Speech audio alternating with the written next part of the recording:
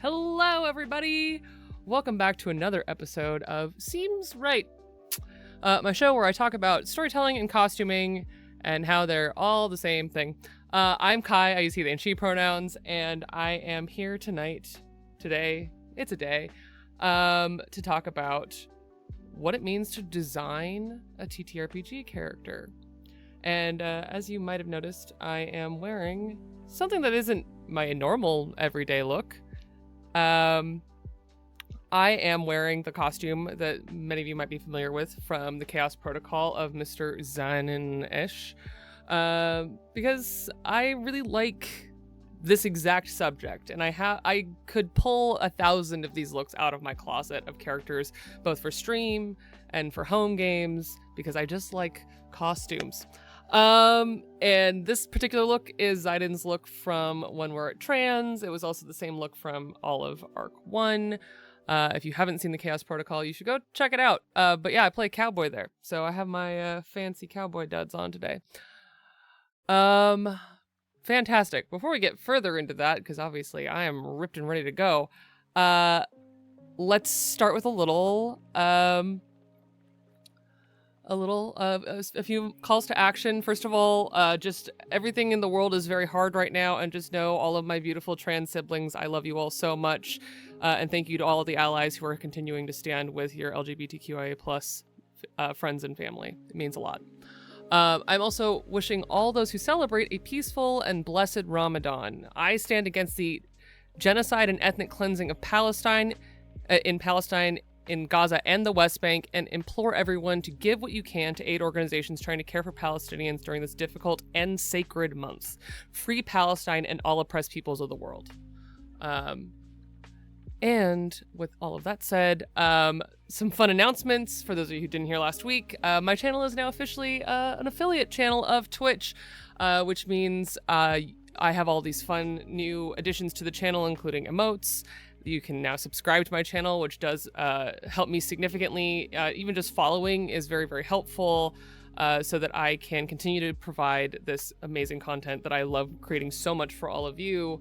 And it helps me continue my life as a independent artist. And just so all of you who did get to enjoy some of the fun new channel points, my Corvid points last week, seems right to keep the information clear, because sometimes my accents are funny and they're funnier more than they are clear. I have turned off my accent workout for seems right for the time being, just because we don't need to be hearing me talk in an accent while I'm also trying to explain things that largely originate in French and other languages, talking about the history of costume design. So that will be back on Thursday when we go back to game night and play more Stray, which we'll get into later. But for now... Oh, you're so nice to me, Puck. I will hydrate. And with all of that, welcome in everybody who's just sliding on in. Please enjoy the fun new emotes that I have been adding constantly to the channel, and all of the fun channel point things that you can do, which does include showing you the dice on my desk, of which there's a lot. And pictures, or if a cat is physically nearby, a cat. It's a good time. Eventually those will be going up in cost for the channel points, but I figured they're new. Let's have some fun with them. And with that, let's hop on into our subject for the day. A little bit of background on this before we get all the way in. We're gonna just do some basic definitions. The beginning being, if you tuned into the stream last week, the subject was, what is costuming? And to summarize all of that, everything is costuming. You put it on your body, it's a costume. You want to see my dice? Okay, I gotta pick one. I told myself I'd pick one. We're gonna start with these guys. Yes. So these dice, I love dice, everybody. I don't know if you know that I have a dice problem. Okay, so dice. Let's see if my camera will actually show them. Dice. So these dice are the Andromeda Lux by Everything Dice. There's actually a little iridescent pearl in the middle that looks like a planet. And these are my dice that I bought for myself because my home game setting, the world is called Perlin, and you'll notice the word pearl in there. It actually, the idea of the mythology of the world is that it was a pearl in the ocean the gods inhabit, and it was plucked out and blessed. So these dice reminded me so much of my beloved Perlin that these are my GM dice that I use for that game. And I love it so much. And it's a full 7-piece set. And yeah, thanks for that redeem. Keep collecting and redeeming those Corvid points. There's so many more dice where that came from. Anyways, thanks for dipping in, Indie Wanderer. So, I think the music stopped. Oh my gosh, who am I without my music? So, costuming is anything you put on your body. It is, the way I like to define it is an externalization of the self that we want to create. And using that logic, one of the things that I think I am most known for is my ability to create characters in the TTRPG space, especially visuals and interesting details within them. And so one of the things I really want to show all of you and kind of talk through in granular detail on this channel is how to take what I talk about here about the history of costuming and world building and all of these technical things and use them. Use them in your home games, use them on your AP streams, use them in your creative process, whether that is writing, whether professional or otherwise, art, because all of these things all kind of cross-pollinate. So that's the like bare bones of what the idea is, but the whole thing about costume design in particular, in the idea of the art as imagined for the thing that I have been trained in, which is design for entertainment.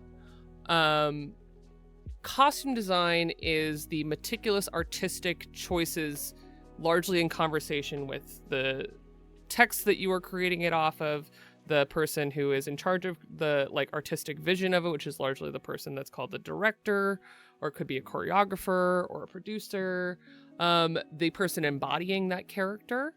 So that could be the actor, it could be an animated figure, it could be a voice actor, it could be so many things. Or in the case of TTRPGs and actual play, it'll largely be yourself.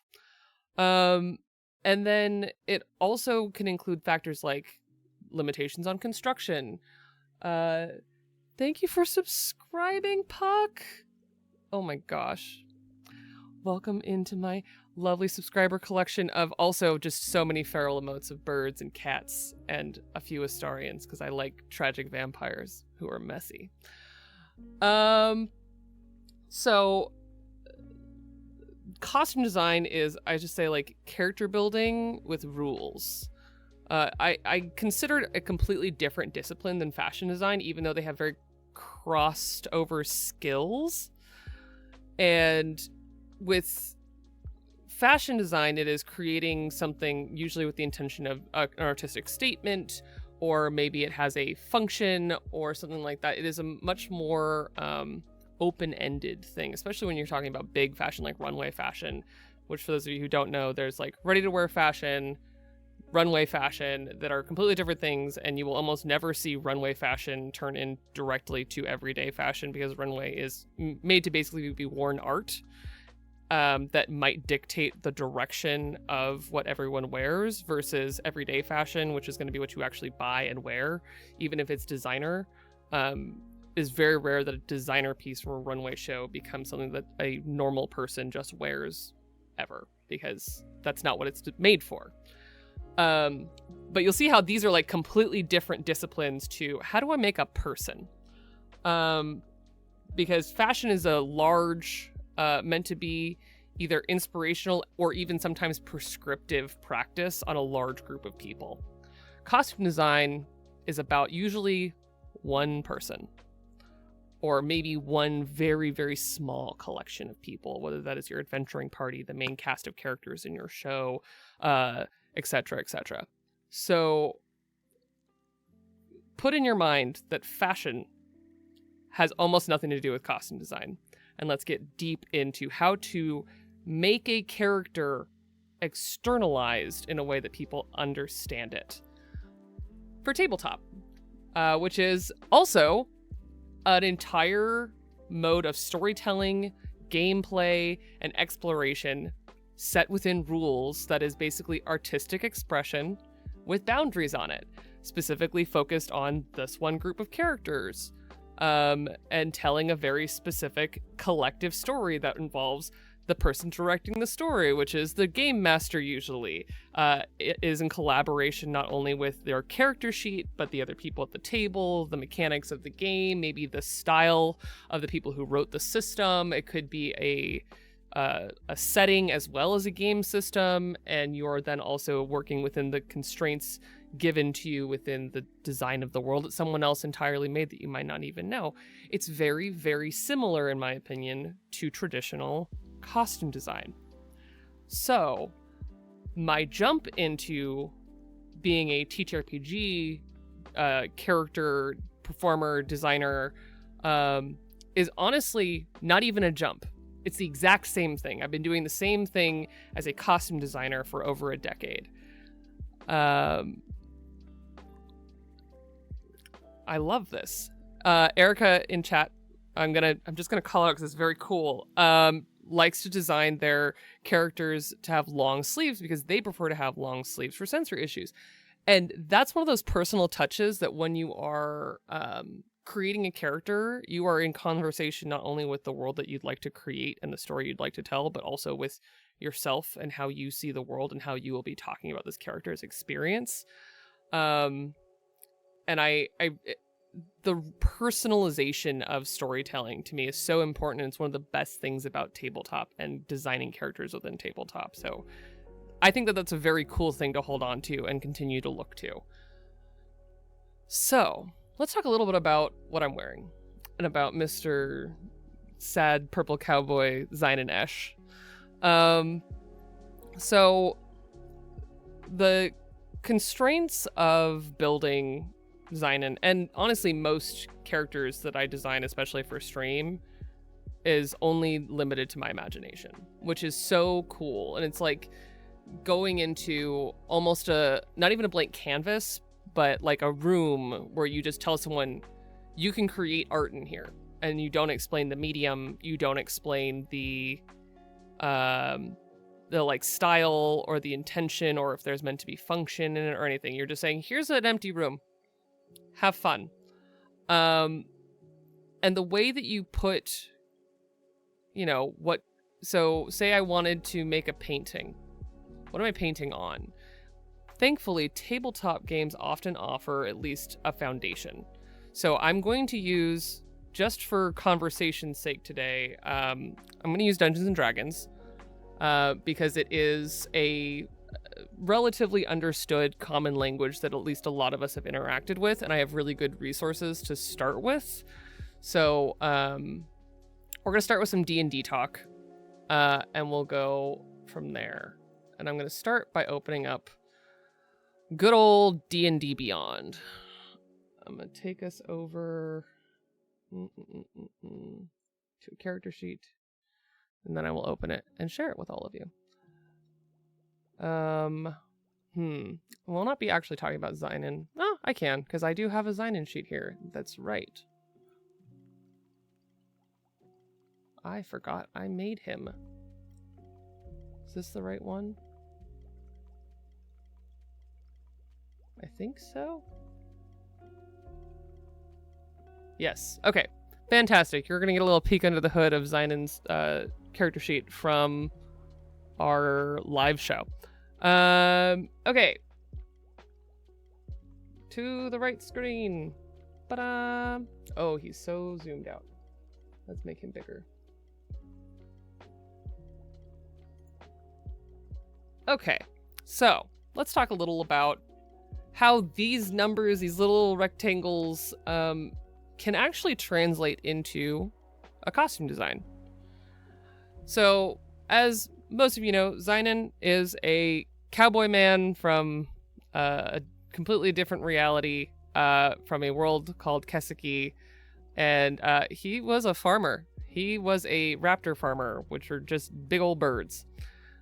He's my bird boy, and everything about his upbringing is all about, living on the land and caring for your, family and all of that stuff. He had a big family, et cetera, et cetera. And so he has a lot of abilities and things that all tie into that. But the way that I think about who he is begins with just what story am I telling, and, writing that and making decisions about who they are, where they're from, the tenets of who we are through our very nature, not through our nurture. So, like, he is a mask person from a planet where he was born, and here are his family, and here's what they do.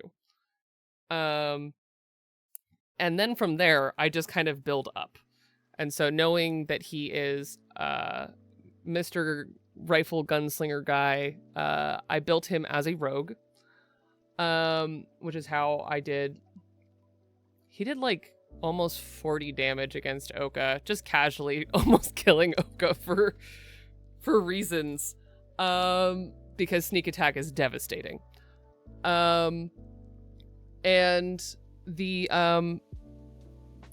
build of this character is all, because D&D is a combat game first, so much of what is in here is what the weapons do, how you can interact with them, and how you can interact with the world around you. But inside of it are little touches of choices, of character choices. So you'll see that, if you can read that, the 3 attack actions available to Zynon are Isha's knife, which is his Ima, and they gave him a hooked knife that he has used throughout the campaign.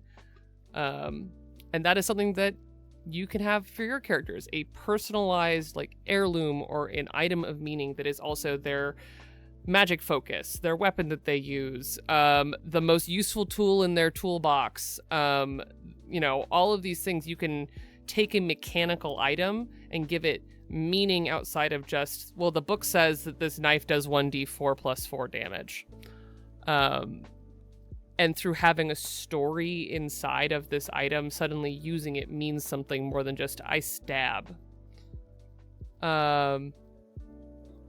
Keith says that their guy Leo has a little leaf necklace from home, from a wood elf village that's an arcane focus. See, this is exactly my point. Like, that means something to your characters. And if you go through like a lot of popular media and things like that, this is one of those like heroic tropes almost that is real. Like, we all have things that are ours that we know and love the story of. I have a pocket knife that was given to me by my grandfather, who passed away when I was a child. And so that is some of the, and a bigger knife too. And that's some of the inspiration behind why Isha's knife even came into existence. Because I think about like knives in particular being handed down within a family. And so that knife, not only does it now have a meaning and a story and a vague idea of what it might look like, because Isha is a person from a place with a story all their own. And so knowing that that's Isha's, then how do I take this knife that belonged to this other character and integrate it into my character's costume? That kind of stuff. And then the same thing with the rifle. That's the same logic, but the knife is, to me, always my favorite example. Hey, Puck. Puck is in chat talking about their Urban Shadows character that has a leather jacket anchored to their soul. Hey, what? That rocks. That's the kind of stuff that you can do that really makes a character like complex and mean something. And like Urban Shadows is a lot broader rule set where, there is a lot more leeway. When I played Urban Shadows, I played a shadow mage whose main ability came from specifically the stone obsidian. because I decided it, and that's it. It had no mechanical backing other than I decided his magic anchor is the stone obsidian. And that is creating the world of this character. But the thing that I always want to draw people's attention to, specifically when talking about things like Dungeons and Dragons, is if you go into features and traits, these are going to be abilities that your character should be able to do. It's one thing to flavor, like armor and weapons and that kind of stuff. That, I think, is something that everyone should do, and this is not to gloss over it. We will come back to it. That the details of what the character can do is as important as what they carry. So,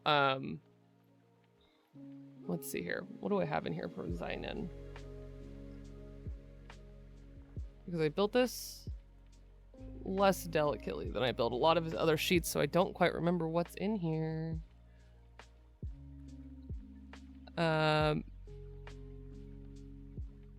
Thanks. I'm glad that you think that the Squeaks version thing is silly. I was being funny haha that day. Oh, okay. So one of the things that I think about often, especially because I love playing rogues and like nimble characters in Dungeons and Dragons in particular, as a level 8 rogue, Seinen has the ability evasion, and there's also uncanny dodge. So these are abilities specifically written to say, like, this character has the ability to dodge attacks nimbly.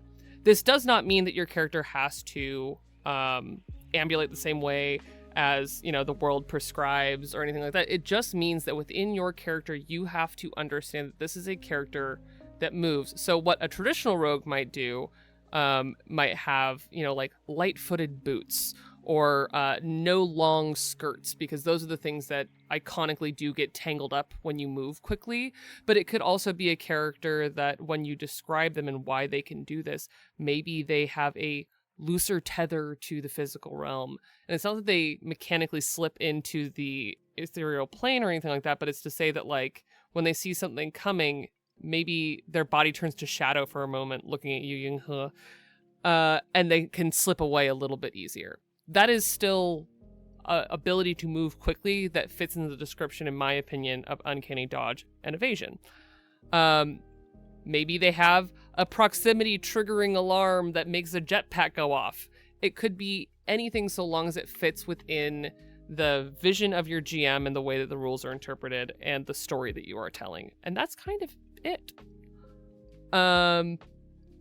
So I encourage you to go in and find things like Wails from the Grave, that you can, inflict extra damage because you can summon the spirits from beyond the grave and basically throw them at people and cause necrotic damage. It's fine. I love ghost abilities and I'm really normal about them. And so, like, that can come from within the storytelling. So what I might do as a player is, if I knew that this ability was coming, I might slowly lace in talking about it at the table, like, and you, after this character is hit by this sneak attack damage, they hear there's this faint echo, because it means that I'm saying for everyone at the table, like, hey, there's something else here. It might not be here yet. I might not be using this new ability, but it's coming. One of my favorite examples of this was I played a druid who was a sea druid, and his name is Erule. He was on Matihi's channel, and he was basically, I asked the question, what if Blackbeard from Our Flag Means Death were a druid? And his like pirate dark persona was the devilfish, which is just another word for octopus. So everything that I did with him was octopus flavored. And his one of his abilities was this shadow tentacle ability that I think came from a tattoo. And I would talk about inky shadows of tentacles, both when he was an octopus, but also sometimes when he was just angry. And they would just kind of pool around him, because that is explaining why then this ability turns into I combat-wise can actually grapple someone with this dark, inky tentacle that's coming from this tattoo that you can kind of see a little bit down here. Getting all of those details in there, the more detail you can lay into a character and lay into a story, the more real it feels. I always say, like, character is in the details of things.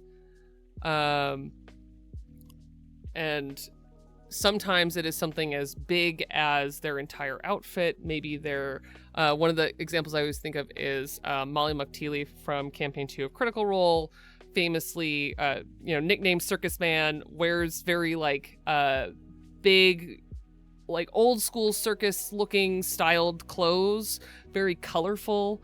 And the story being told there is, yes, he's a circus man, but if you look in the details of it, he's got all kinds of divination iconography and things like that, because there's more to the story than just circus man. And that description and invitation of the character is enough to get you there. But sometimes it's all the way down into, like, every little piece, every little detail. Thanks for the sub, Azura. Oh my gosh, everyone's being so nice to me again. I am excited and look forward to all of the fun adventures we're going to go on this channel, y'all. So that's a little bit in the weeds. I got lost in the sauce looking at this character sheet that I haven't opened in ages. Anyways, we're going to come back over here. Hello. So the core of all of that is to say, like, look at what your sheet says. And I think one of the things is, like, Dungeons & Dragons just has a lot of moving parts. I love D&D. I play a lot of it. But part of the reason I think a lot of people don't play it on stream, besides the fact that it is largely written to be a combat game. And combat can be fun, but a lot of the draw for playing it is about hitting good. And not everyone's good at describing that. I don't know. It's just not, it's not the game system that I think of when I think of the kind of actual play that I tend to do, which most of the actual play that I tend to do is more based in the, like, playbooks of PBTA related games or things like Blades in the Dark, because they tend to be less nitty gritty down in the details of, like, this is how much you can carry, which can still be fun. And I love designing a extremely complex Dungeons and Dragons character and telling you where every single item on their entire personage is stored, because not everyone gets to have a bag of holding. And I love that kind of stuff. But for things like actual play, what most people are used to seeing me do are characters that are based in playbooks, which are just a series of features and abilities and moves, with very little crunch to them, as far as, like, here are how many torches you have and you have 50 feet of hemp and rope. And so it applies to both. And I'm looking for, I don't know where it went. I don't know. Within that, you can then say, like, I'm looking for an ability, a fun ability from a PBTA or playbook based game. If anyone has a favorite move from one of those games, please feel free to shout it out in chat. Just talking about, like, a move that you think is fun to have, either from, like, from any of these games that have playbook moves instead of 1,000 features like Dungeons and Dragons does, or Pathfinder for that matter. I have so many games in my head and they're all falling out. You'll have to forgive me. I did have a migraine yesterday, so my head is a little bit empty. Oh, okay. We're back. I've remembered how game systems work. We're gonna close this so you don't all see me go through everything on my computer for a second.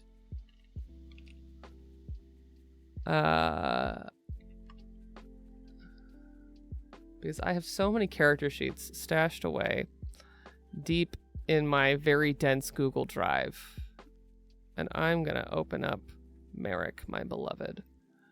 Doomsayers is only kind of a good example, because the thing about City of Mist, and part of the reason I like it so much, is that you can just write your own playbook And so all of my stuff for every time I play City of Mist is very personalized because you can write your own playbook. Gosh.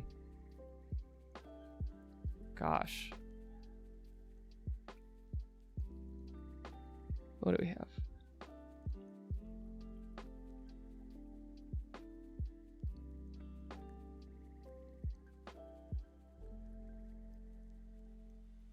Oh, okay. Yes. So we're talking about Key Squared was talking about Monster of the Week character preparedness as an ability, which basically is just like you are a walking like oh, we need hand sanitizer. Here you go. It's basically going on an adventure with your friend that has that, purse or bag that always has the thing that you need in it as an ability, which I think is so funny. I always try and be that person IRL, so it's very funny to me that they were like, yeah, this seems like an ability we should just have. And so that is the thing that you can design a character for, whether that is that they have like a fishing tackle vest, that they're like, here's the thread that you need, here's the pen that you asked for. Having all of these things kind of all stacked on top to be able to be available when someone asks for it, as the ability is literally written to do, is perfect. Let's see here. Yeah, the the hilarious, like, oh, you need what was, there was one item and I can't remember what it was anymore, but it's basically the idea that like, oh, you need a nail file, here's a nail file. Oh, you need 3 nail files, hold on, give me a minute. And just like having the joke of being able to be like, I have it, just give me a second, is all stuff written into the ability, which I think is so fun. And again, it gives you space to then, when you're describing your character, say like, and they have this purse that seems very small but is weirdly heavy. And that's the kind of like tantalizing design that is both helpful to tell the story when you're talking about actually the ability, but also it is just, it's fun and makes people curious. I have played a character that one of my favorite things to do in Dungeons and Dragons is to build characters that look like one class that are actually another. So one of my favorite characters I've ever played, his name is Nyx, and I designed him to in every way look like a warlock, but he was not. He was a Eldritch Knight fighter. But within that, I would do things like purposefully obscure how he's wearing armor and hide, because Eldritch Knights and Pact of the Blade warlocks and hexblades can summon their weapons from thin air and dismiss them. So I made it so that he doesn't carry like any kind of sword sheath or anything like that, because he was a rapier duelist.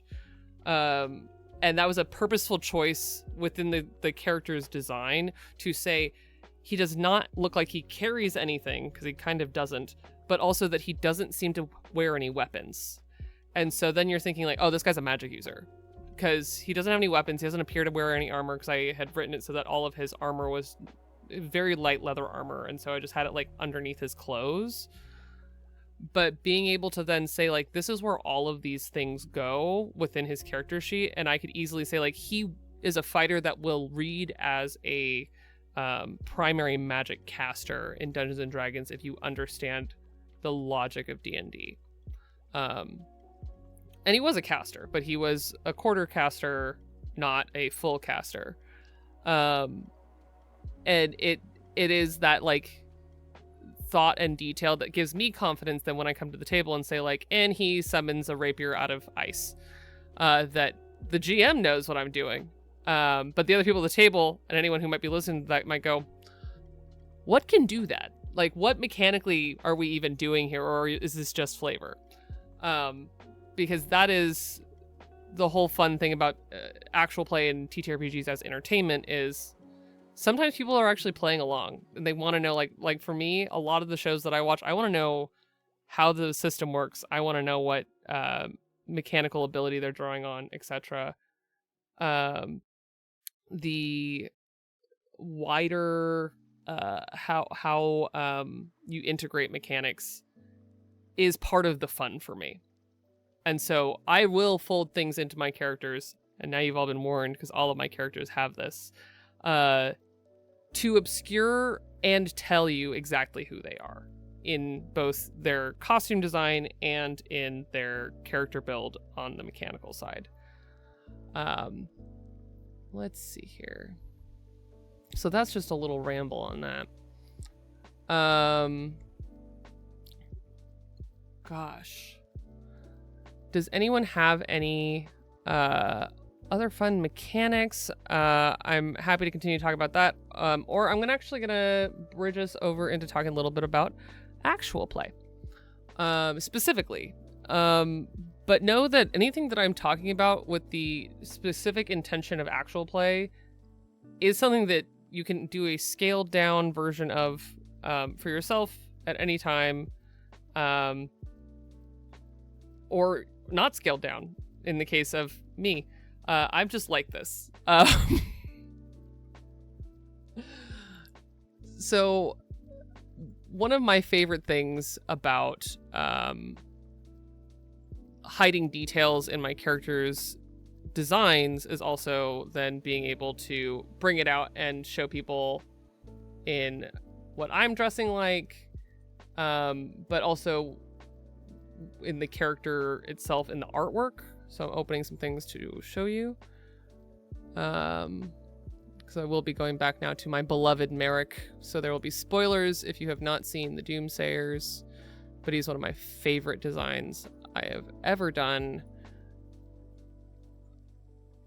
That's not where that's supposed to go.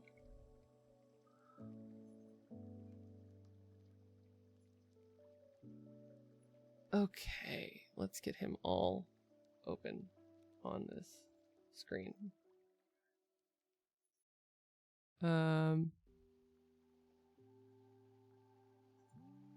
So when you are building things with the intention of having like full production behind them, so this includes everything from what you might do mechanically in the game to what you are going to look like on screen to maybe having art, etc., etc., having that wide array of those representations of your character. The best thing that I can recommend is to have them be in harmony in some meaningful way. So that's what I mean when I say like show your characters' features, their moves through what they are wearing, put little details into their equipment, put their story as much as you can into what they look like, but also into obviously the character sheet, because that is dictating who they are mechanically. How do I zoom in on this? View. Oh, that's right. Okay. We're getting there, folks.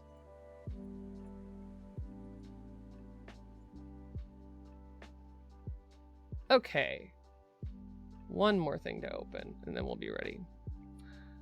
So, a little bit of history on the Doomsayers, which is,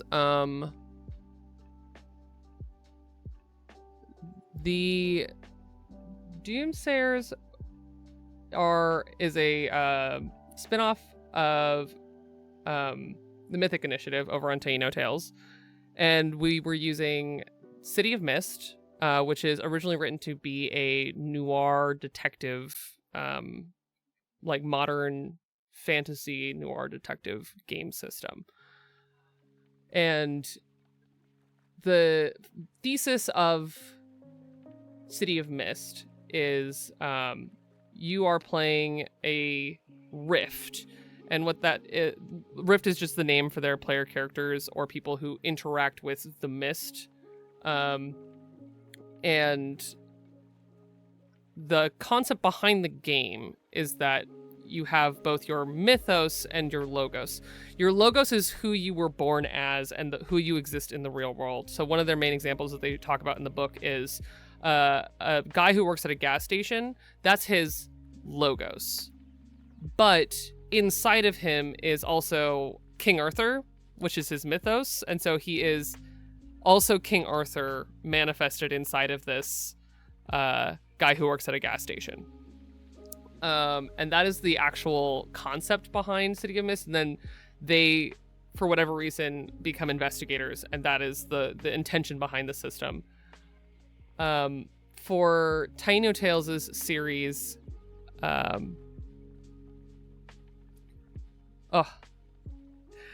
thanks, Digital Dare. I love the Doomsayers.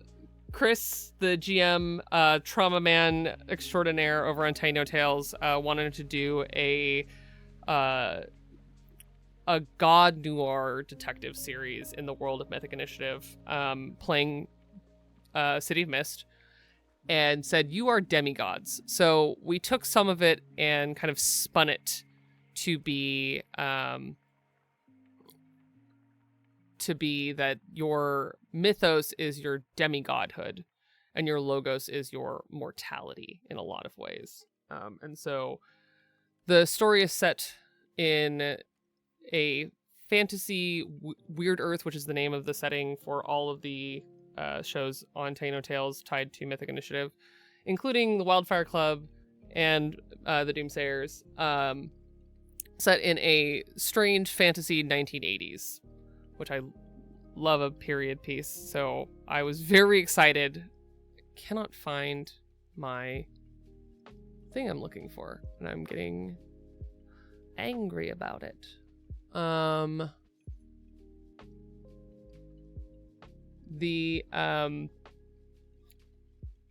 that's the setup behind. Oh, I know why I can't find it, because it's in a different place.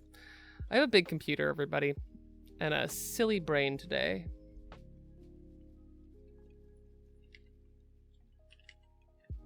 So that's the conceit behind the Doomsayers, and then I took my extreme, deep, and undying love of Greek myth, and said, what if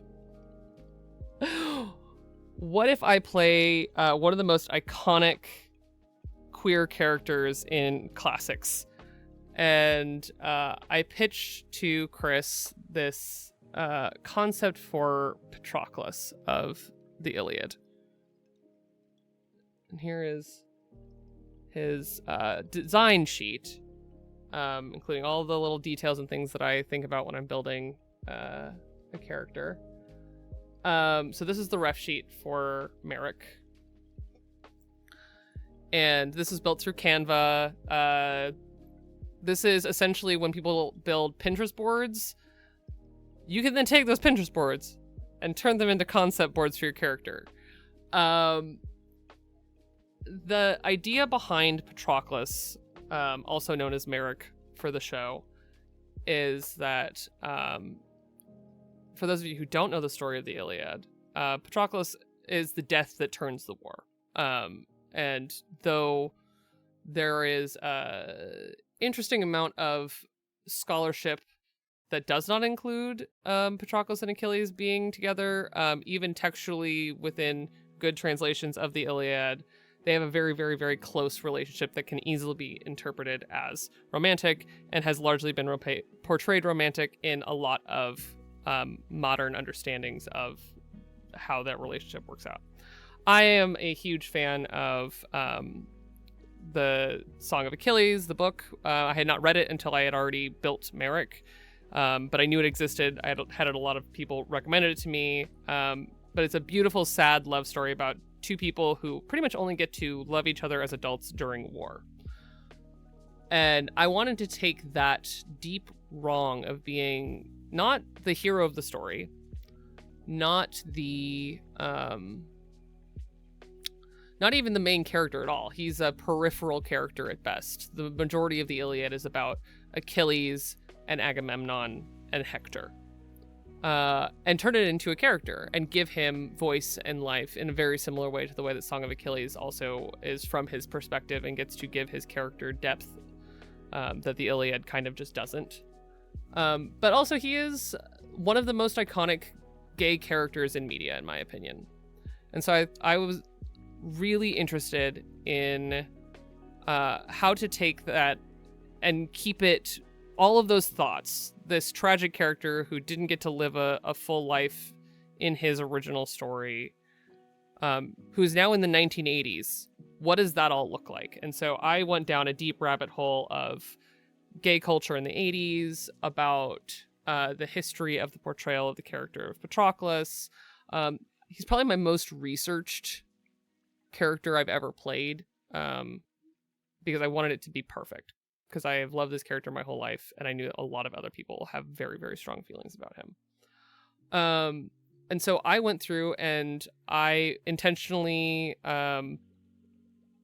kept a lot of the way that they describe him in the Iliad as having, dark, thick, very Greek hair, and finding fun ways to contrast him with essentially the golden boy. And in ancient Greece, they had a very interesting perspective about how demigods in particular were described. And so finding fun contrast points of that, but also layering in his new story and why he is in the Doomsayers and what that story is going to look like. And so I decided, let's make his logos weird too. Because his mythos is what we all think of. His mythos is the beloved of Achilles, the fallen soldier who died during the Trojan War. What if his logos is weird now? So I also made him a folkloric possible origin of vampires, the Vrikolakos, which is actually a Greek folk monster.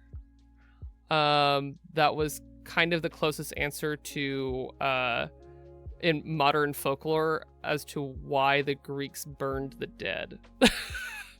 And so I made him a Vrikolakos who are said to be possibly descended from or possibly said to be the origin of the modern vampire myth and the modern werewolf myth, fascinatingly enough. And so he's a bit of both. And so I took all of this huge soup of ideas, made a character description of him that is very big and very elaborate, including things like, so talking about my desire to include a lot of gay culture from the 80s. Signaling was a really big deal in the 1980s. And so one of the most classic signaling tropes that I always kind of go back to is the right earring. It's used a lot less now, especially because a lot more people... Luigi is pointing out that I like Arc 3 in the Chaos Protocol a lot, which I do because I like vampires a lot, if that's not apparent. I like supernatural stuff a lot. But signaling in the 1980s, there are various ways that people could, and this has been around since forever, that people in queer communities in particular have used signaling for so long. And it could be something as small as use of a particular word.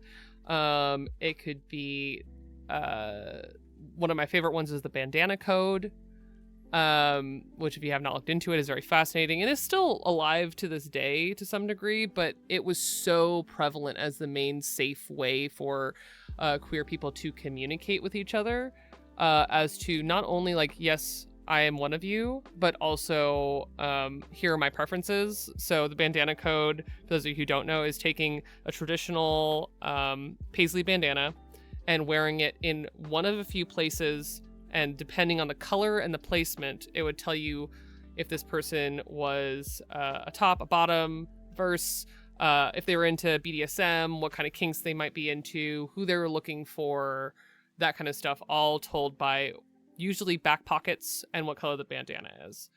And so to kind of put some of that in, I put in the pearl earring, which is both a reference to a story that is part of the character build of Achilles giving him pearls, but also I wanted it to be the right earring because that was thought to be gay signaling for a very long time. And so I gave him an earring that just says, "Hello, yes, I am gay."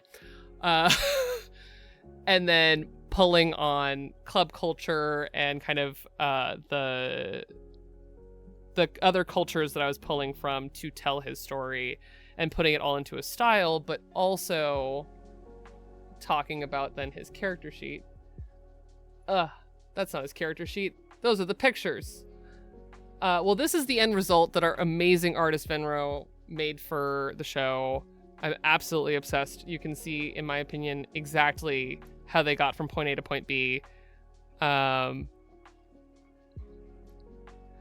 And all of that, though, looking at him here, becomes the character sheet over here. Look at his character sheet. Look at this guy. What a guy. So the way City of Mist works is your characters are made up of themes. In each theme, you write powers and weaknesses. And they come off of a list of questions within the source materials. And so you create, based on their template, a Logos theme defining event. And the defining event Logos theme is a lot of questions about, like, what happened and why did it change you? So for Patroclus, I said the death that turned the tide, because he is the death that changed the outcome of the Trojan War, because the Myrmidons were going to leave.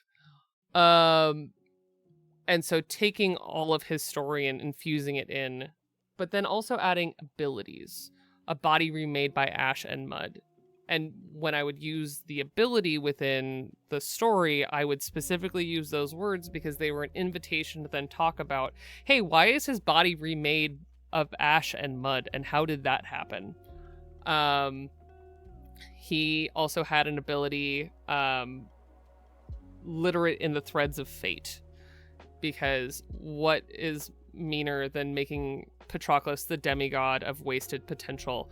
And in order to have wasted potential, you have to be able to touch the threads of fate. So he could touch the threads of fate. He actually, written into his character description, he has a bag, which is in the same place where the ancient Greeks would hide their coin purses, within their chiton, which is what the Greeks wore. They were not togas. That is Roman. He would hide it within his chiton because he would carry the money for him and Achilles. This would be very standard for someone in his position who was the trusted companion of a prince, that, like, Achilles doesn't carry his own money. That would be Patroclus's job. And so he would carry a bag there as the demigod of wasted potential, able to touch the cut ends of the threads of fate. He would put them in this bag in the exact same place, hidden under his jacket.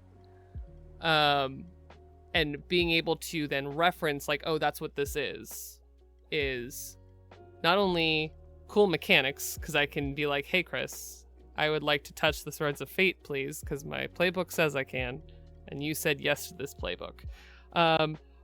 I can then take the resource created from that interaction, which in the game would be a story tag, is the mechanic term for it in City of Mist.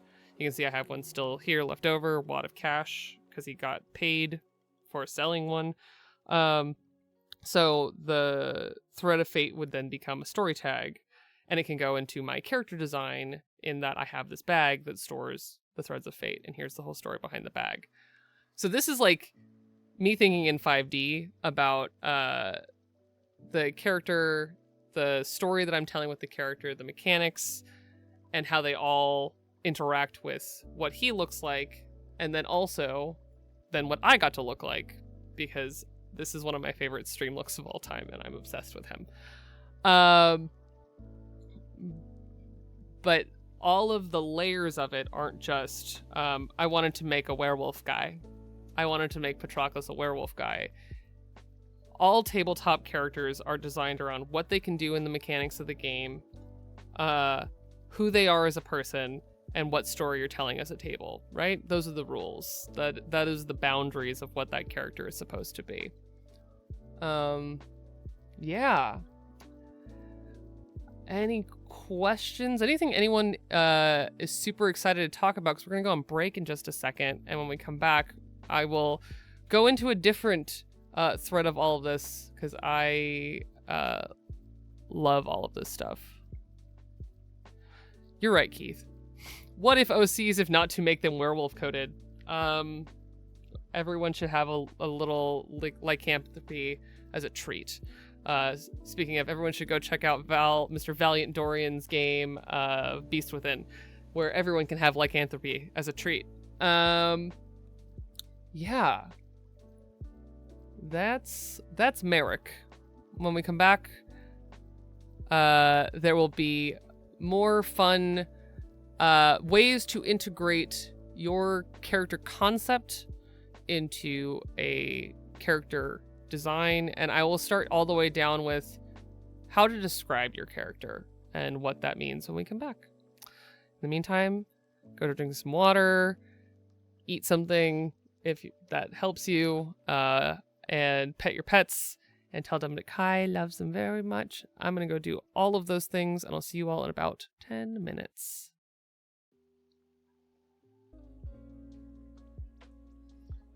Hello, everybody. Welcome back from break. I went and did some deep soul searching because I blew through my notes very quickly, hilariously. I just got excited. Thank you all for hanging out during the break. Hope you all pet your pets, got something to snack on as a treat, a beverage, whatever tickles you this lovely afternoon / evening for many of you. Welcome back to Seems Right. Oh, thank you for giving Ducky lots of kisses. What a good baby. And today we are talking about creating characters in TTRPGs with the logic and thought of costume design. So before break, we talked. Ooh, matcha ice cream. Oh my gosh, Erica. Before break, I was going through talking about character sheets and character concepting and kind of marrying all of those into what the character eventually looks like. But now we're going to switch over and we're going to talk a little bit about just the nuts and bolts. Oh, dang. Key Squared came in with all kinds of good stuff. I love a soup, a bread. I love a character sheet. So I would like to start all the way back down with how does one design and describe and introduce a character in a TTRPG? We've talked about character sheets. I could go at lengths talking about what it means to build a character sheet and how you should keep your character's story at the forefront as you build them. But you should do those things. And maybe on another stream, we'll talk more about how to build character sheets with character. But today is more about how to then take that character sheet and integrate it into what your character looks like, how they interact with the world, etc., etc. And for this part, how to describe them. For those of you who have followed me in my actual play adventures, you will know that I love describing a character. Oh my gosh, I relish in it. I write huge sections of prose just thinking about what my characters look like. Because costume design is not just about wearing clothes. Costume design is about telling a character's story. And so how those things are presented and what is presented is very important. So keeping in mind the weapons your character carries, the abilities that they have, the ways that they interact with the world, whether that is through moves, through proficiencies, keeping those things in mind while you imagine what your character looks like. So we're going to get a little bit into just how costume design works. So I brought my handy dandy survey of historic costume. This book is really heavy. So when I was in grad school, I had the great benefit of taking a lot of classes on costume history and doing a lot of work with costume history. And then after grad school, I also have been a historic costume researcher, which is not just actually history. I joke that I was an anthropologist / stylist through just research. And so all characters, when you design them, fictional, fantasy, etc., kind of going back to what Erica was talking about very, very early on, characters are not only those things, but also what we want to have in our characters. So Erica at the very beginning of the stream was talking about how they design their characters to have long sleeves because they like having long sleeves, and thus it is a shared experience that they can bring to their characters. And so this book is my massive heavy textbook of costume history. It is Survey of Historic Costume. This is the 6th edition, published by Bloomsbury. It is one of the like definitive fashion history, costume history textbooks out there. And I bring it out because this book covers it. And admittedly, in the book, it says historic costume. It is from a Western perspective. It is about Western dress. There are elements of other cultures, but because fashion as we know it and as it exists in the modern world was, as I said in my What is Costuming stream, a manufactured concept from Europe. And thus you can track the origins of like fashion history, because this is actually a book meant for fashion designers, through specifically the progress of it in Western culture. If you would like to do similar research for other cultures, my best recommendation is to get granular. When you say I want to study non-Western dress, a lot of other cultures are a lot less homogenous in their history. And so studying, say, the fashion history of South Asia is very complicated because it has to do with geopolitics, religion, and all of them have that, but it subdivides very quickly into like who is wearing what because of very specific details, and it is regional. So I love non-Western history of dress. But that is not what we'll be talking about today, because it is so much more personal and so much more detailed. And we're talking about broad strokes of when in history is your character, which is why I bring this out. When you are designing a character, even if they're in fantasy, chances are you have a touchstone or inspiration in some kind of history. Whether that is contemporary. In the case of Merrick, I was talking about the 1980s and styling him using members-only jackets and gay history in the 1980s. A lot of traditional fantasy, because it is largely based on the works of J.R.R. Tolkien, are very much so based in European history, because Tolkien was reimagining a fantasy history of Europe. And so that stuff draws from anywhere from like post-Roman Byzantine era all the way through to like I would say I see fantasy elements going all the way through like the 1700s. And all of those are covered in this massive heavy book. So when you think of your character, you can think of not just one time, especially if it's a fictionalized character, you can do whatever the hell you want. But it helps, in my opinion, to situate them in a style, in a silhouette, in some kind of place in history where you can pull on ideas. So like Zeinen is very much so based in the American West in the like mid to late 1800s.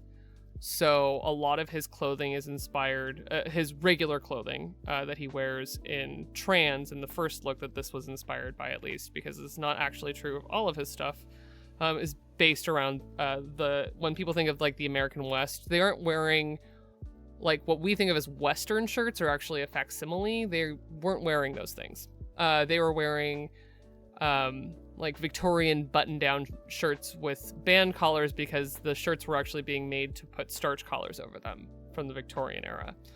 And so situating your character using a place, a time. So underneath this lovely drape that I wear all the time for this costume, I have a thin band collar on this shirt. I bought this shirt a long time ago because I liked that it had a band collar, and it was just an interesting and unique style. I think I bought it for a cosplay, but I think I maybe wore that costume once. I wear this shirt all the time, and so it was just a wonderful fit for Zeinen, who, if he were a man in the 1800s, this would have the yoke seams and things like that that are fitted so that people in that era could like put things over their shirts and they were styled with a very different way of dressing than people think of now.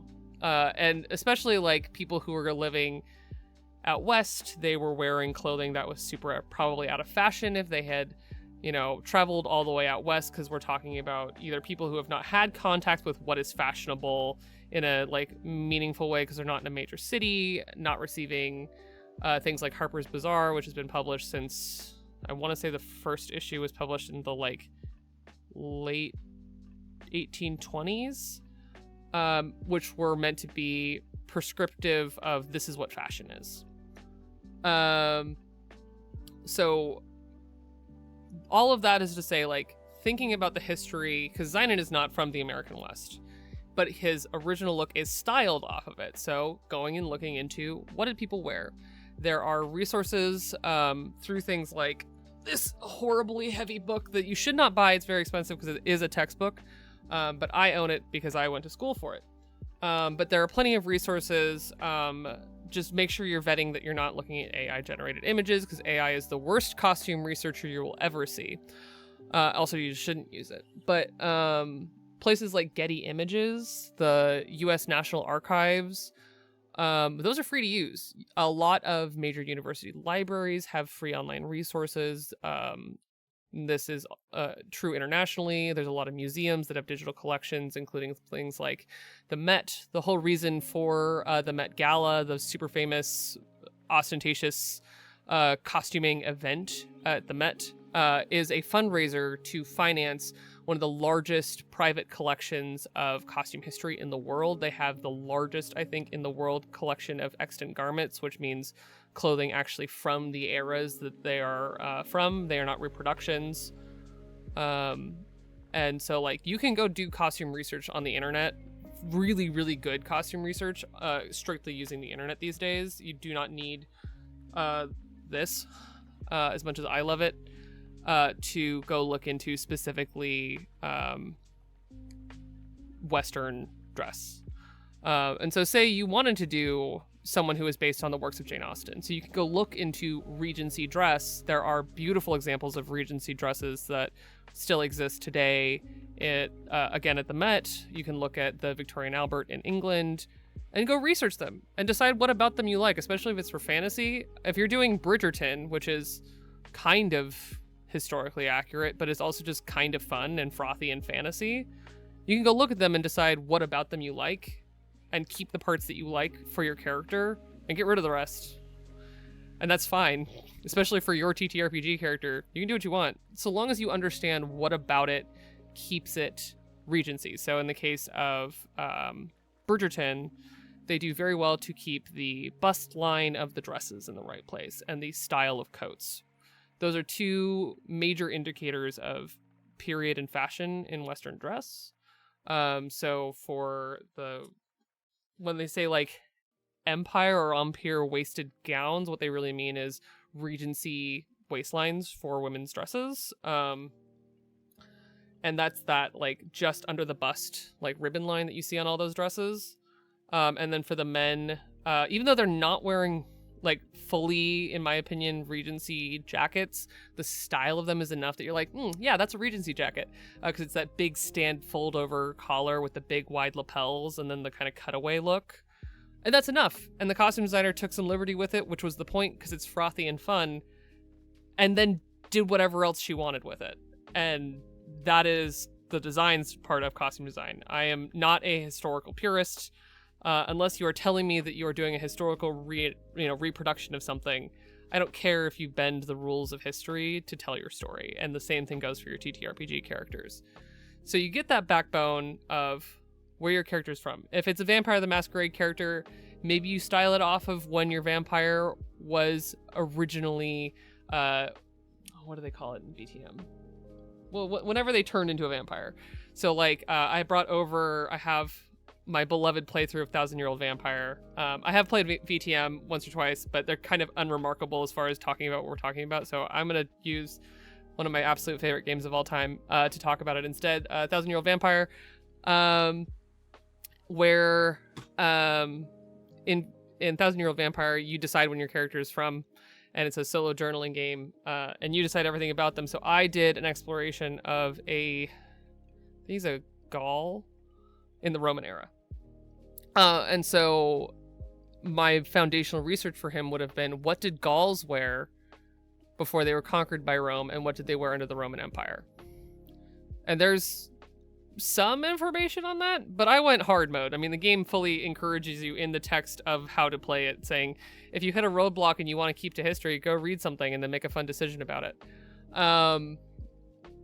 So like the foundation for my character Faustus was set in what did people in the region that he was from originally wear, and how did that extrapolate over time through imperialism and things like that, and what does it look like as that evolves. And he's, I think near the end of the game, it was like the 1600s or something like that. He lived for a very long time, and extrapolating out like how does one keep that. So I actually really love the costume design of What We Do in the Shadows, because they always make a point to kind of throw back that these people are super out of touch by just showing you what they're wearing. The fact that Laszlo wears big like jabots, which are the big like ruffle front collar things that he wears. He wears neck stocks, which are a Victorian and like earlier thing. Like they put in all of these anachronisms into their clothing because these people no longer pay attention to what's fashionable. They just have things that they like, so they wear them.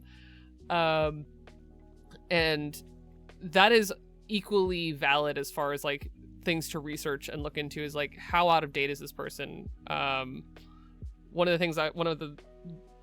the most like memorable experiences that I've had interacting with things like that is I designed a piece. I know wearing this you'll be surprised. I did a dance piece set in the Dust Bowl, and I remember researching for the very first time. This was very early in my costume design career. Researching what people were wearing when they were in these like Dust Bowl towns that would pop up, and they were wearing clothing that was, you know, like years and years and years out of date because it was when they had money. And so the most iconic looks in the Dust Bowl are like a decade plus out of date because the people couldn't afford new clothes, and so that's what they wore. And so I always think about like socioeconomic factors and things like that too, about like how long did someone keep this? Was it given to them? That kind of stuff. So taking in your character concepting, taking in some historical research, I think goes a really long way. And even if it's just something as simple as like, say you're working in a major IP, like just announced, I get to go back to the world of Middle Earth and working in the logic of Tolkien's world. So doing research not only in what Tolkien was talking about and the histories that he was referencing, because all of Middle Earth is built around real European history for the most part, but also it has such deep history within itself. So going and researching what the movies did about this particular region, what the One Rings of Power TV show is doing about this region. I do a lot of work. I run a home game set in the Star Wars universe. I do the same thing there, of researching either the IP or things about an IP that that inspire me about a character,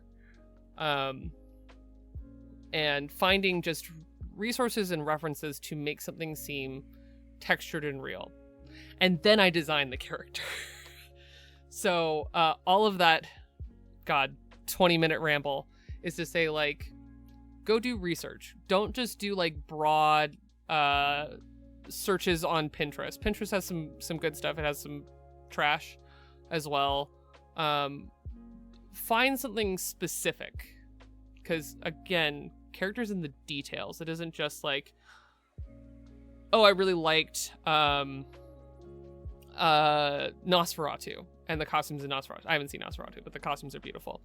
I really like the costumes of Nosferatu. What about these inspire me? Oh, it's the costume period. Okay, let me go do some research. I think it's set in the like mid to late 1800s, if I remember correctly. So go do research on that. Go do research on, oh, I'm actually very inspired by my own heritage, so maybe I'd go do research on Japanese culture. There's actually a lot of Japanese dress folded into Seinen that I find fun ways to kind of show and talk about, because that is another part of him and part of his story. Every character that I play, I always say, like, they're mixed in some way because I am mixed, either just because I'm the storyteller and it makes them mixed, or because I fold in aspects of being from multiple cultures and multiple places into all of my characters. And so my way of showing that through Seinen is that not only does he have this American West aspect, but a lot of the descriptions of Keseki are purposefully including things like what farmers in Japan would wear and use. Because I was also heavily inspired by rural farmland in Japan, where my ancestors are from. And so taking these things and kind of molding them and folding them together creates then kind of a painter's palette of these are the things I like about this time, these people, this culture, these ideas that I'm pulling from. And it could be as broad as high Victorian dress, or as narrow as Miami South Beach gay culture in the 1980s. Taking those ideas, but also they could be disparate. You can do fun things like they do in Dimension 20 with Fantasy High, where they take, like 16 to 1800s pirates and like 90s idealized cartoonish high school clothing and put them in a blender, and you go, you know what? Yeah, Fabian, my beloved, you're right. And because it's tabletop, if those concepts make sense to your character and the story that you are telling and that you are telling at the table, then they work, period. My desktop just rolled over to show me The Mandalorian. I will show you all what I'm looking at as I think about all this. The Mandalorian is another fascinating example of like genres that kind of don't go together, but if you do it with enough seriousness and intention, they just kind of work. Because he is wearing head-to-toe armor, and usually when you say head-to-toe armor, people think of knights. So he's a knight, but in The Mandalorian, it's also very, very heavily inspired by westerns, specifically like Sergio Leone kind of spaghetti westerns and like the heyday of like a Clint Eastwood movie. And so this is both. He is a knight wearing full metal armor, but also he is a cowboy with his rifle slung on his back. And so you can have these disparate ideas and then just kind of find ways to put them together that works for your character. As long as you do it respectfully, which I'll always encourage. Like if you are doing things outside of your culture, do some research, find out if that's okay. But, or if you're doing an actual play or writing a book, hire somebody to talk about it.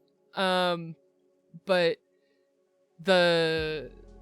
you take all of these things, you take a broad category of a Pinterest board, which I will show you. We will go into the annals of my Pinterest boards because I love you all. I will show you my dirty secrets of Pinterest boards. And you will see when I say like it can be literally anything, I mean it. I mean it with my whole heart. Let's see. I'll show you Merrick since we've already been talking about him. And you can see that I'm inspired by everything about all of these things and not just one aspect. So on just the top row, I have, I used Oscar Isaac as my like main face for Patroclus. But then there's this like artsy picture of hands reaching up to a guy standing in water because the story was that he stood in the river Acheron for centuries. And so it was something that I never wanted to lose sight of in the character, and having like emotional images as much as also having design inspiration images is something I do very often in my Pinterest boards, because it isn't just about style. The character is also an internal motivation. It is a story being told. There's a lot of Greek statues and things like that folded into all of this. I have a picture of this incredible fan art from, there was a Hades game tarot deck that was made. This is their Hanged Man. It is Patroclus. It is one of my favorite things I have ever found of artwork of him. So this is Patroclus from the Hades game, being absolutely gorgeous as one of my absolute favorite cards in a tarot deck, which is the Hanged Man by Emmy Miller. incredible. No notes. You can see pieces from the style sheet that I sent the artist of this amazing guy. There's little pieces that you see do end up in the costume, but also just, I put historical stuff. This is fashion inspired by the 1980s, not a picture of a guy from the 1980s, but it still informs the look. I put this actor that in my head, this is Achilles. There's just a lot of pictures of him in my board because he's never gone from the story.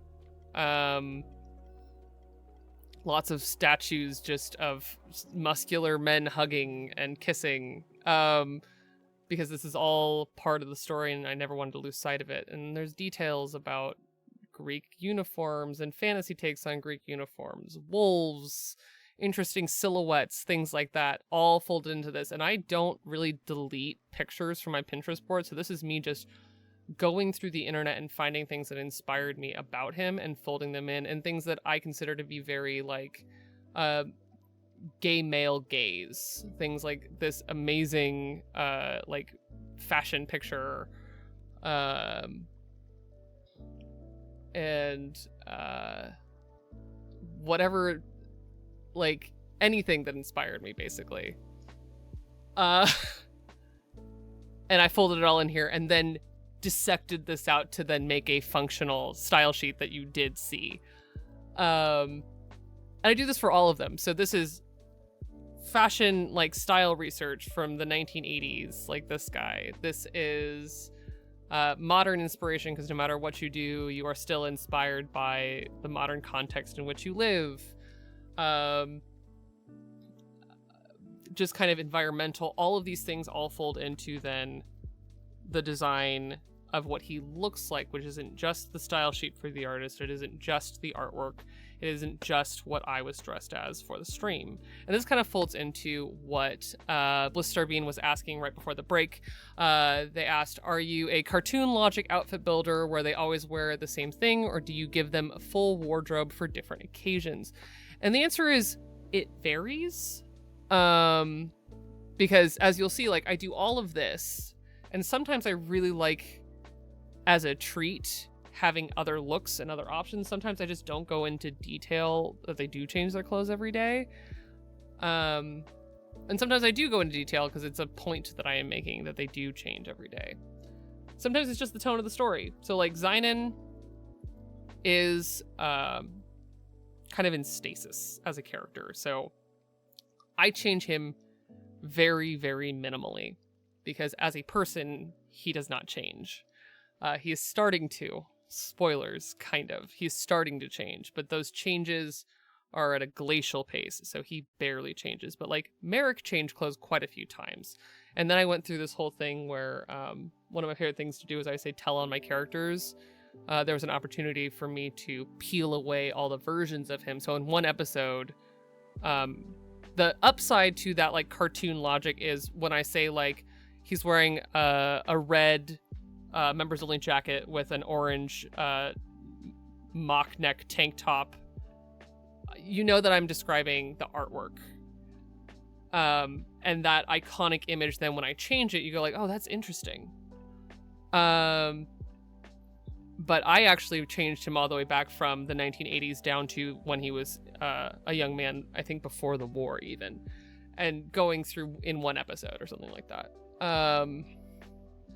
And so the answer is yes, and it really depends. So things like Fantasy High, I enjoy that it has kind of that like Saturday morning cartoon edge where yes, they do change clothes, but at the end of the day, their core looks are the thing that when you think of what they look like in a fight, when they're describing, you know, what they're doing in big iconic moments, they're all wearing the same outfit that they've worn the entire show. The same thing goes for Critical Role. They do talk about like the characters changing clothes, but for the most part, they're consistently in that like cartoon logic of, yeah, I put on a new outfit. It's the same style. It's the same everything basically with very minimal change. So it really varies on the tone.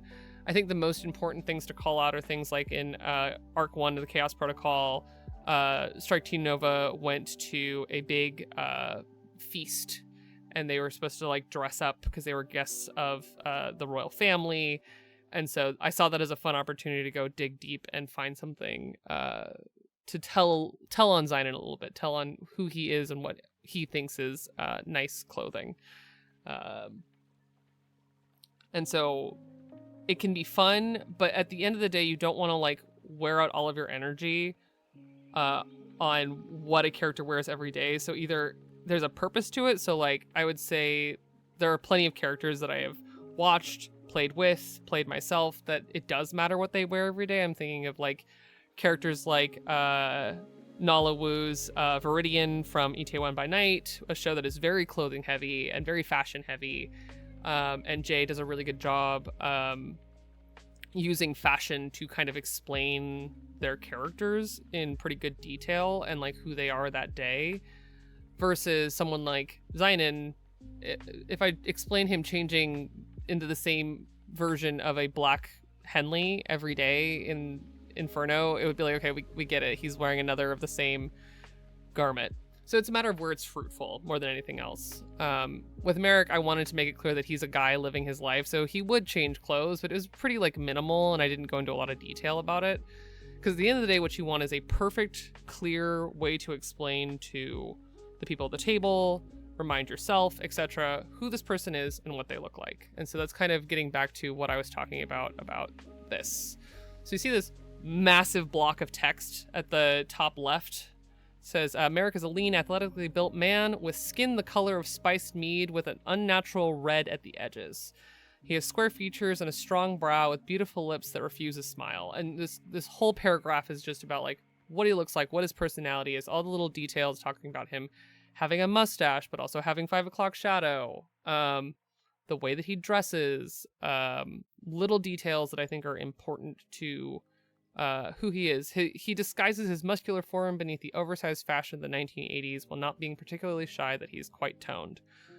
Those kinds of sentences not only help me tell an artist, but I will write these and read them, both on stream, in home games, because the way that the character looks, especially when you describe them the first time, is what's going to live in the rest of the table's minds for that campaign. So even if you change them a little bit, if I explain, oh, Zynon has lavender skin with the hair the color of amaranth with white streaks in it, that is now going to live with those specific adjectives forever.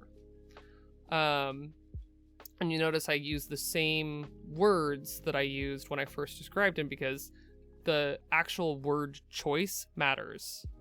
A black flat-brimmed hat, I specifically use that to describe his style of hat because then you know I'm specifically talking about his hat, not just a black hat. And it's not a black cowboy hat because that's different.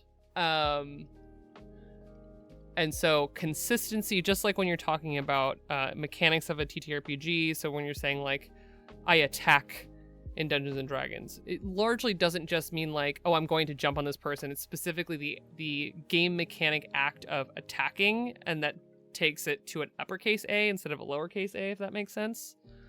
And I use that same logic to talk about details of a character, talking about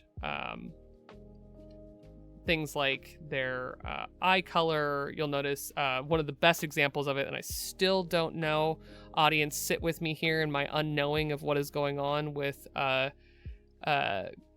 golden eyes that do not belong to them. C. Thomas's recurring description of Artemis from the Chaos Protocol. I don't know. It's not me.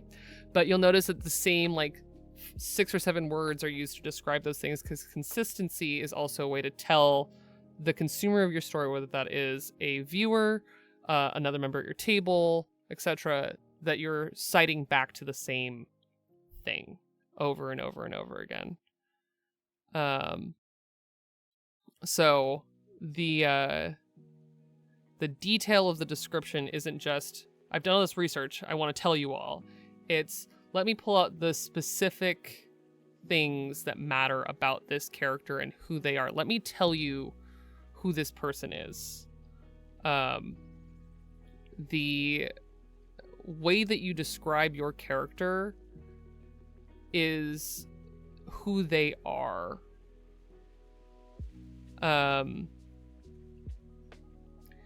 Yeah, I cook on that too, Blistar Bean. I'm not sure. I'm not going to speculate here on because I know more information than all of you, and I don't remember what is public knowledge or not. But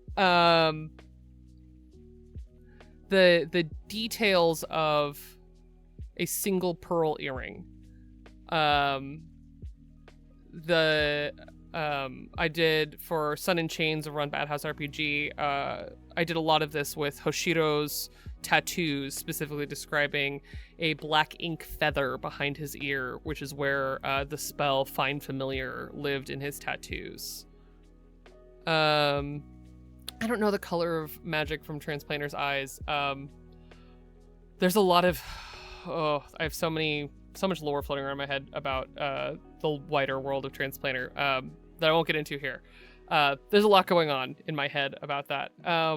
But talking about like specificity of character design, the more consistency you can bring to the descriptions, the clearer your table mates will be, your GM will be with what is going on when you describe certain things. So like one of the best examples of using what you've been given is I love the way, especially in early campaign 2 of Critical Role, Liam O'Brien's use of, instead of having a spellcasting focus, having the spell materials and using them with such like flair and flavor, being able to say like bringing back it being cool to talk about like the copper wire for the spell message and things like that, and talking about like how every spellcaster's use of these items is different. And I think about that kind of stuff often because it also is true of their look, so that when say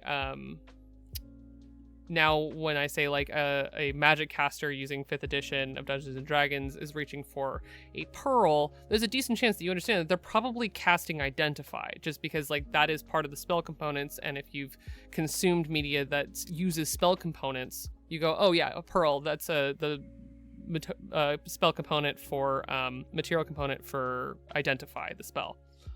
And that specificity of a pearl, a fistful of diamonds, these kinds of objects, you can use that same consistency for other parts of your storytelling, which include things like tattoos, like clothing items. So it's not a mistake that when I talk about a black flat-brimmed hat, I'm probably referring to Zynon, but I could also be referring to Ija, who we've established also used to wear a black flat-brimmed hat. And they are meant to be the same in your mind because it is an intentional choice that I am making as a storyteller to connect those two thoughts. Yeah, I could do this forever. As you could probably tell, I am very passionate about these sorts of things. But yeah, wow. Any questions? We'll do more of this in the future. I have a plan to go into specific systems, specific pieces of media. So like, again, my Mandalorian background is up, and be able to talk about what about these costume details tells the story. The specificity of storytelling within what these people are wearing and how you can then use it. I hope that this was helpful for you to understand that like character design is not just the character sheet, it is not just your Pinterest boards, it is not just what your character is wearing, but they're all kind of the same thought in a lot of ways.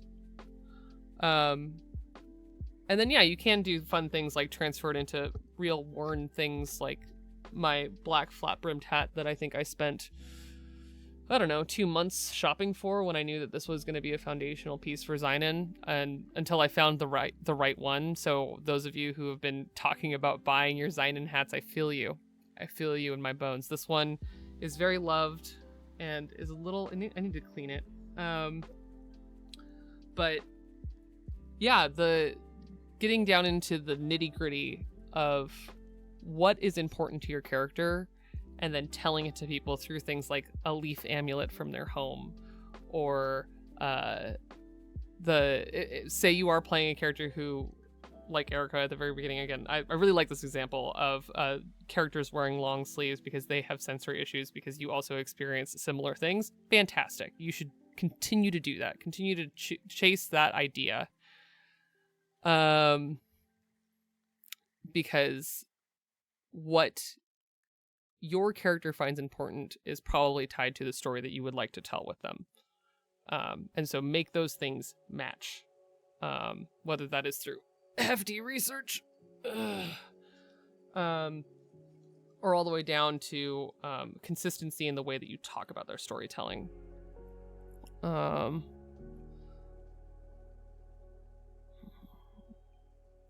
yes. I love this. Blistar being talking about a PC who is two people in one body, and when they shift control, the body changes.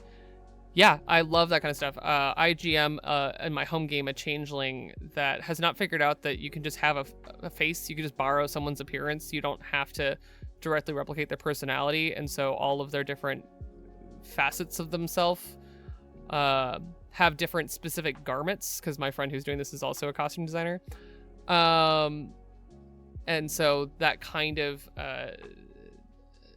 it tells the story not only of the inner difference of, in the case of Blistar, being like two different people, but then the outer difference of like, oh, and this person looks like this, or wears this thing, or does this thing, and being consistent about it is so helpful for the rest of the people, because you might understand, but the point is that you're telling a story together, so you want it to be not just a story you're telling, but an invitation for other people to then interact with that story.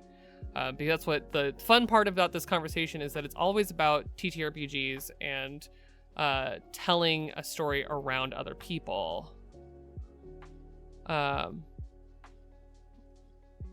The ebb and flow of, like, I'm going to use mechanics. Let me explain my mechanics through storytelling.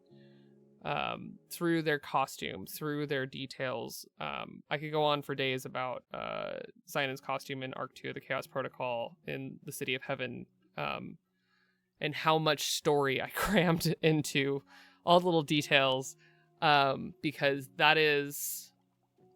I cannot stress enough that the best characters have detail. I had a teacher in grad school point out to me that, like, you should give your characters accessories, not just because people naturally wear accessories and it makes them look more like done up, but also because the accessories are the personal touches that make something that someone, like, bought at a thrift store. It makes it more personalized even, and it tells you more about who they are. So, like, I wear a lot of the same jewelry all the time. They are all pieces that mean a lot to me. And I think about then, how do I do that for other characters? With the Mandalorian still up on my desktop, I'm still thinking about how, especially in season 1 of the Mandalorian, he had the necklace that was the Mythosaur skull that they went back to as like part of almost a promise that this is the story they're telling. And so find touchstones like that you like in culture, in media that you also enjoy, in your life, in people that you know, and good storytelling.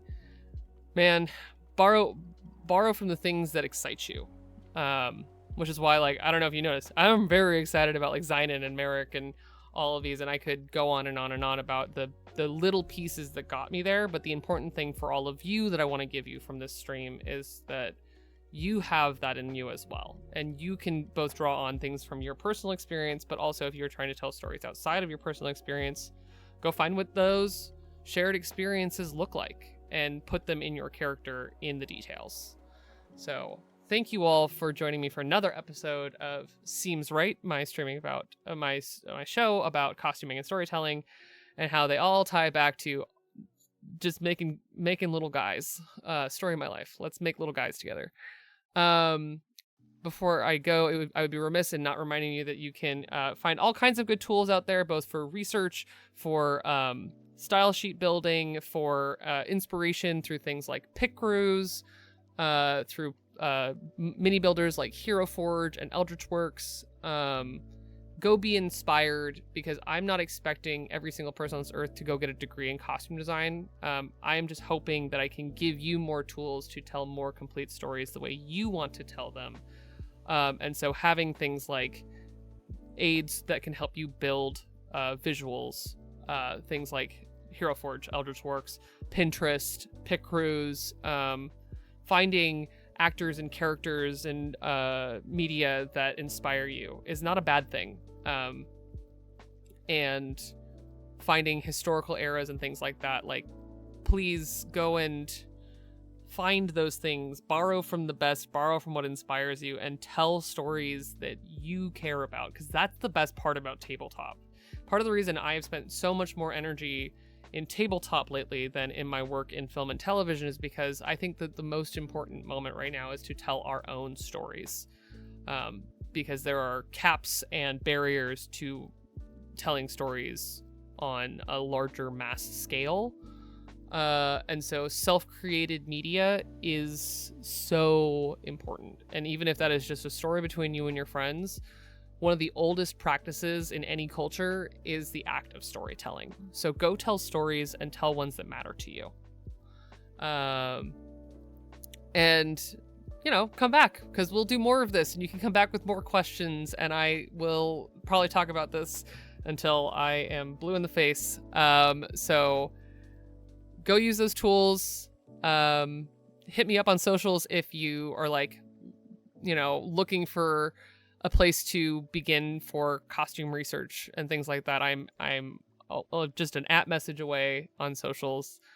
And if I've got time, I'll send you a cool resource. I love resources. Again, I am a professional costume historian and researcher. So by all means, ask me questions about costume history and research. I love that stuff. Will I do your research for you? You can commission me, or, you know, that kind of stuff. But also, if you're just looking like, hey, where would I go find extant garments? I'll send you to the Met. I'll send you to those places, and it'll be a good time. I promise you'll enjoy yourself. For the rest of the week, things that are going on tonight, in just a couple hours, you can find me over on Happy Jack's RPG for the finale of What About Bob's, which is a Mouse Ritter original adventure, where I play a river mouse named Bob and Lure, who has just found out maybe where his ancestors are from, which is very cute. And we are going to go fight an owl wizard who lives by the coast in a castle. You can come back here on Thursday. We're going to continue our playthrough of Stray, since that was extremely popular in the poll. And in a couple weeks, I'm probably going to clear the poll and open it again with, you know, new options. But in the meantime, you can always go back and vote again. Stuff that ballot box. Vote for the games you want to see me play and talk about the world building and character design in. So come back on Thursday for more Stray, where we're playing a post-apocalyptic world, in a post-apocalyptic world as a cat full of robot people. And then also on Thursday, we're going to raid in from that to the community potluck over on Tender Vicious Studios, where we'll be cooking Bubble and Squeak, having our own personal cooking show in celebration of the upcoming series Lori's House, which is an original actual play from Tender Vicious Studios. It's a podcast. You can find me there in the role of the architect. I've had a really good time telling that story. It is very, very lovingly made, and the cooking thing, the cooking episode for the potluck on Thursday, I'm very excited about. So come check that out on Thursday at I think it starts at 4 p.m. Pacific. I should have written that down and I didn't. And then on Saturday, you can come back to the Chaos Protocol, where we're having another special, a duet special, recently just announced with Rhododendron ? I don't remember. But another duet special over on the Chaos Protocol. And it's going to be, the first one, if you missed it, was so good. So I'm so excited to see what's next. And then upcoming projects besides Lori's House, which I already told you about. You can find me in Southern California at WonderCon on March 28th to March 30th. I will be on some panels, so keep an eye out for that.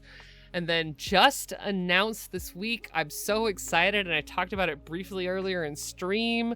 I'm joining the cast of The Fourth Age, which is a One Ring actual play series using the One Ring 2nd edition by Free League, set in the world of Middle Earth. Enjoying more romping around in Tolkien's world.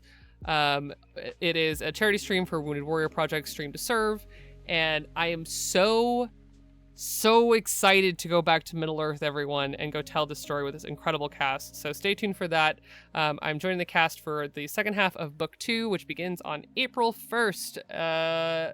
And tune in to see what wonderful stories I'll be telling in Middle Earth.